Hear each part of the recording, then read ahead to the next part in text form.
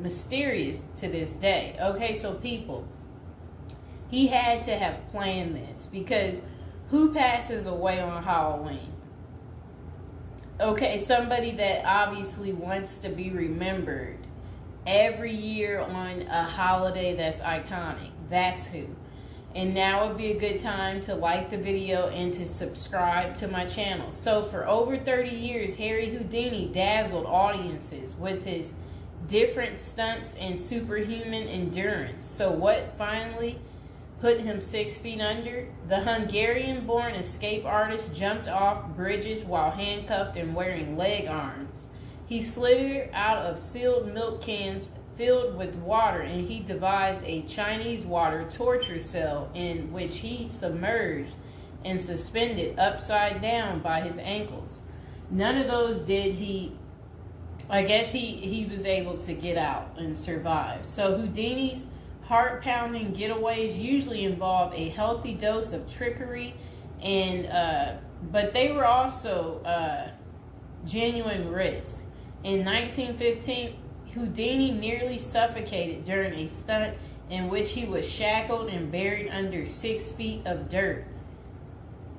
Houdini had made a career out of surviving the impossible, which only made the circumstances of his 1926 death all more mysterious. The 52-year-old performed before a packed audience in Detroit on October 24th, but was rushed to the hospital afterwards with an apparent case of appendicitis. He died just a week later on Halloween, leaving his legions of admirers bewildered. Okay, so an obituary in the New York Times expressed shock at the passing of the man who so often had seemed to thousands to be cheating the very jaws of death. And I want to talk about something else. So I've been to Detroit, and I don't remember anybody talking about Houdini there. And I think they should have had some of his cool, iconic stuff there. But I did see they had Houdini stuff in Las Vegas when I was in Vegas. So, I don't know why they don't have it set up in Detroit. So Houdini's final performance. The strange series of events that led to Houdini's demise had kicked off several weeks earlier on October 11th. 1926, while being shackled into his Chinese water torture cell during a performance in Albany, New York. So it says he was struck on the leg by a piece of faulty equipment. He hobbled his way through the rest of the show, but was later found to have sustained a fractured left ankle. Against doctors' orders, Houdini continued his torture and traveled to Montreal, where he gave a lecture at McGill University. Just a few days later, on October 22nd, he invited some McGill students to visit him in his dressing room at the Princess Theater. The magician's sore ankle was still bothering him, so he plopped down on a couch while the group chatted. At some point, a student named J. Gordon Whitehead arrived and asked Houdini if it was true that he could resist hard punches to his abdomen, a claim that the magician had supposedly made in public. According to witness Sam Smits, when Houdini said the rumors were true, Whitehead abruptly delivered 4 to 5 terribly, forcibly deliberate, well-directed blows to his stomach. Houdini was still reclined on the couch and had no time to prepare for the punches, which appeared to leave him in considerable pain. And now would be a good time to like the video and to subscribe to my channel. Do you like this new series? This is the Death series, and there will be more series to come and more episodes from the Death series as well. And do you like my prison series? And if you haven't checked out my prison series I created just for you, you can go ahead and check out my playlist. And there's also a love spell series that I think you will enjoy too checking out. Okay, so Houdini brushed off the incident at the time, but that same evening he began to complain of discomfort and stomach cramps. His condition only worsened the next day when he boarded an overnight train to Detroit for a new run of performances. The magician develops severe abdominal pain, cold sweats, and fatigue, and his temperature rose to 104 degrees. A doctor suspected appendicitis and instructed Houdini to go to a hospital, but the performer insisted on taking the stage for his opening night show at Garrick Theater. Isn't that really funny? He still wanted to work even though he wasn't doing so well. Okay, he proceeded to struggle through his routine before collapsing immediately after the final curtain. The show would be Houdini's last. The same night, he was taken to a Detroit hospital and prepared for surgery.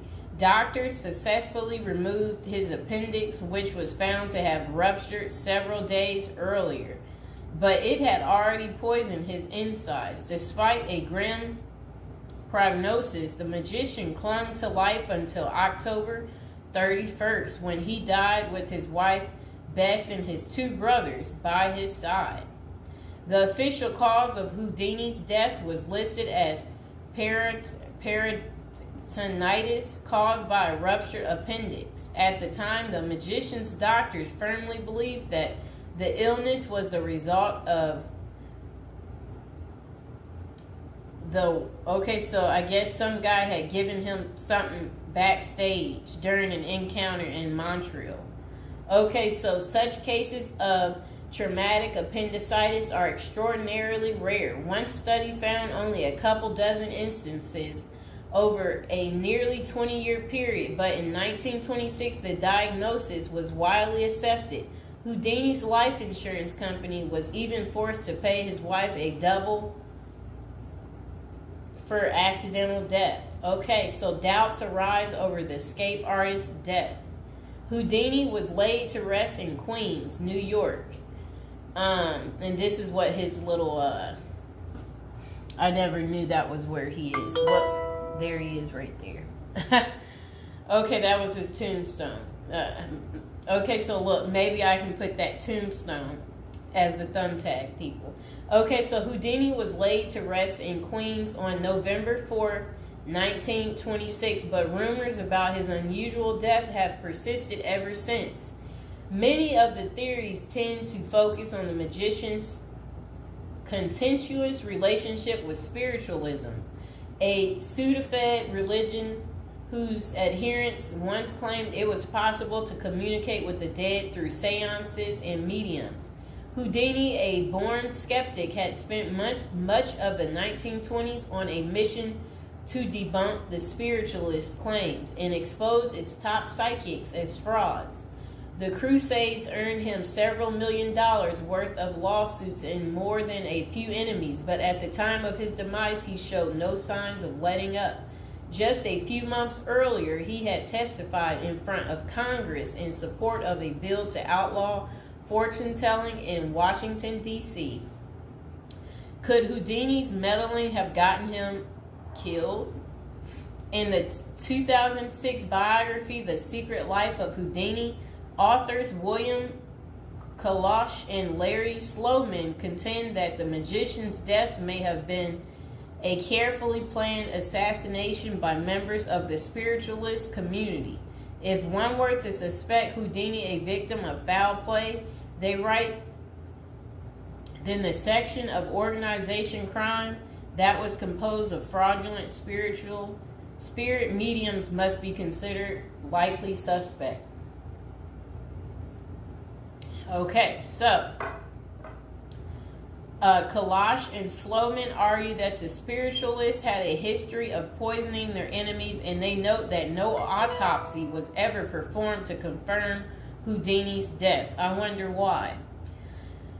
So his death was actually caused by appendicitis. If someone were hell-bent on poisoning Houdini, it wouldn't have been very difficult, they concluded. Considerable debate has also focused on J. Gordon Whitehead, the McGill student who supposedly delivered the potentially fatal gut punches to Houdini's Montreal dressing room. In the 2005 book, The Man Who Killed Houdini, author Don Bell floated a theory that Whitehead may have been in league with the spiritualists, some of who had previously threatened to harm Houdini or have him beaten up. Bell concluded that there was not enough evidence to connect Whitehead to any kind of criminal plot, but others have argued that he was an enemy agent who stalked Houdini during the magician's time in Montreal. Okay, so was Houdini murdered? The true cause of Houdini's demise may never be known for sure, but the majority of scholars tend to dismiss the murder theories as mere speculation. For them, the more pressing question is whether Houdini's ruptured appendix had any connection to the stomach blows he received a few days earlier. Don't forget to like the video, and if you're new to the channel, go ahead and hit that subscribe button. So while the evidence shows that such conditions is indeed possible, many consider it more likely that Whitehead's punches simply caused Houdini to ignore an already existing case of appendicitis. By the time the magician finally sought out treatment, the theory goes it was already too late. Interestingly, perhaps the most sought after source for information about Houdini's death is none other than Houdini himself in what amounted to his ultimate test of the spiritualist's claims. The magician promised his wife Bess that he would try to communicate with her from beyond the grave. Bess went to hold an annual Houdini seance for 10 years before finally abandoning the search in 1936. Fans and fellow magicians have since made the seance a Halloween tradition, but thus far, the great Houdini's ghost has refused to speak. I wonder why. So I hope you guys enjoyed hearing about what happened to Harry Houdini and how he passed away on